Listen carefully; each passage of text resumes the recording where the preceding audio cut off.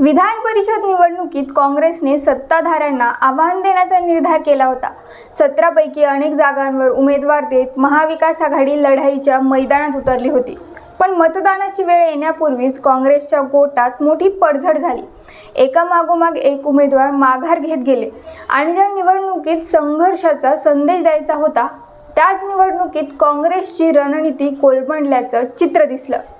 विशेष म्हणजे ही परिस्थिती निर्माण झाली ती प्रदेशाध्यक्ष हर्षवर्धन सपकाळ यांच्या नेतृत्वाखाली।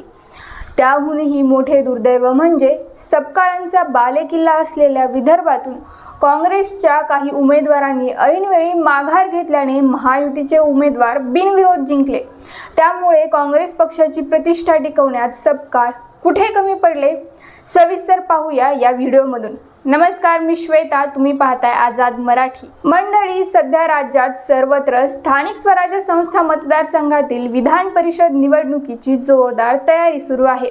या निवडणुकीत काँग्रेसने मोठी ताकद दाखवण्याचा प्रयत्न केला। महाविकास आघाडीच्या माध्यमातून अनेक ठिकाणी उमेदवार उभे करण्यात आले। मात्र उमेदवारी अर्ज मागे घेण्याच्या अंतिम टप्प्यात चित्र पूर्णपणे बदललं। यवतमाळमध्ये महाविकास आघाडीचे अधिकृत उमेदवार साहेबराव कांबळेंनी माघार घेतली।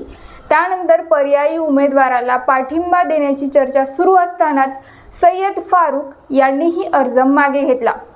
परिणामी महायुतीचे दुष्यंत चतुर्वेदी बिनविरोध विजयी झाले। वर्धा, चंद्रपूर, गडचिरोलीमध्ये काँग्रेसचे उमेदवार शैलेश अग्रवाल यांनीही ऐनवेळी माघार घेतली। त्यांनी नंतर काँग्रेसमधील काही नेत्यांवरच भाजपला मदत केल्याचा आरोप केला। या मतदारसंघातही भाजपचे अरुण लखानी बिनविरोध विजयी झाले। भंडारा, गोंदिया मतदारसंघात काँग्रेसचे अधिकृत उमेदवार दिलीप बनसोडे आणि बंडखोर प्रफुल्ल अग्रवाल या दोघांनीही माघार घेतली। परिणामी काँग्रेसची लढाई कमकुवत झाली। एकूणच चित्र पाहिलं तर राज्यभरातून काँग्रेसशी संबंधित 6 उमेदवारांनी माघार घेतली। सुरुवातीला मोठा संघर्ष उभा करण्याचा प्रयत्न करणाऱ्या पक्षाकडे अखेरीस फक्त 3 जागांवर उमेदवार उरले। यामुळे सर्वात मोठा प्रश्न उपस्थित होतो तो प्रदेशाध्यक्ष हर्षवर्धन सपकाळ यांच्या नेतृत्वावर। कारण सपकाळ यांची ओळख विदर्भातील प्रभावी नेते अशी आहे। बुलढाणा जिल्हा परिषद अध्यक्ष म्हणून त्यांनी काम केले। आमदार म्हणूनही त्यांनी स्वतःची छाप पाडली। विदर्भ हा त्यांचा प्रभाव क्षेत्र मानला जातो। मात्र त्याच विदर्भात यवतमाळ, वर्धा, चंद्रपूर, गडचिरोली आणि भंडारा, गोंदिया या महत्त्वाच्या मतदारसंघांमध्ये काँग्रेसची रणनीती फसताना दिसली।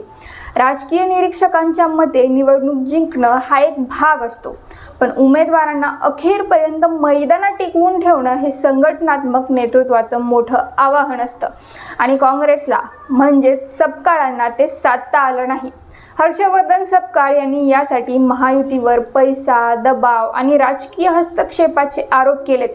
त्यांच्या मते विरोधकांना मैदानात राहू न देण्याची रणनीती सत्ताधाऱ्यांनी आखली आहे। मात्र दुसरीकडे विरोधकांचा सवाल असा आहे की जर पक्षाकडे पुरेसं संघटन आणि प्रभावी नेतृत्व असतं तर उमेदवार ऐनवेळी माघार घेत नसते। या निवडणुकीत काँग्रेसला विजय मिळेल की नाही हा वेगळा मुद्दा आहे, पण निवडणूक पूर्ण ताकदीने लढवण्याचा संदेश देण्यात पक्ष अपयशी ठरल्याची चर्चा मात्र सुरू झाली। आता उरलेल्या 3 मतदारसंघातील निकाल काय लागतो याकडे सर्वांचे लक्ष लागले आहे। मात्र या निवडणुकीने हर्षवर्धन सपकाळ यांच्या नेतृत्वासमोर अनेक प्रश्न उभे केले आहेत। काँग्रेसची संघटनात्मक पकड कमकुवत झाली आहे का? उमेदवारांवर पक्षाचा प्रभाव कमी झाला आहे का? आणि सर्वात महत्त्वाचं म्हणजे प्रदेशाध्यक्षांचा बालेकिल्ला असलेल्या विदर्भातही काँग्रेस आपली प्रतिष्ठा वाचवू शकली नाही का?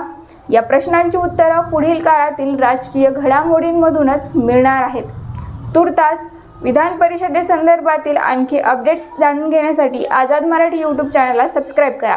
व्हिडिओ आवडला असेल तर लाईक करा, शेअर करा। धन्यवाद।